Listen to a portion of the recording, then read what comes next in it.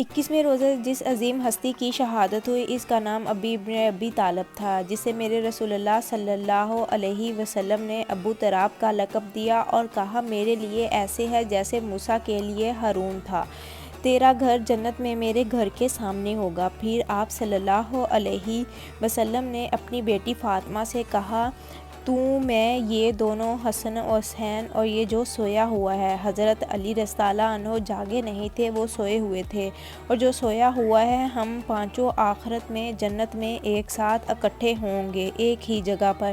سب سے مظلوم ہستی ابن ابی طالب، سب سے مظلوم ہستی جن کی اولاد کا بچہ بچہ ذبح کر دیا گیا، خود بھی شہید ہو گئے اور آگے نسل بھی ساری ذبح ہو گئی۔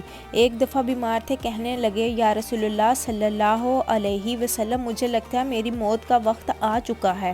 آپ صلی اللہ علیہ وسلم نے کہا جب تیرے سر پر تیرے خون سے تیری داڑھی رنگین ہوگی اس وقت تیری موت کا وقت آئے گا۔ ایسی مزید اور اچھی سی شارٹ سی ویڈیوز کے لیے میرے چینل کو سبسکرائب کر لیں تاکہ نیکسٹ میری ویڈیو آپ تک جلد پہنچ سکے۔ اس کے لیے آپ بیل آئیکن بٹن کو بھی پریس کر دیجیے گا۔ اللہ حافظ۔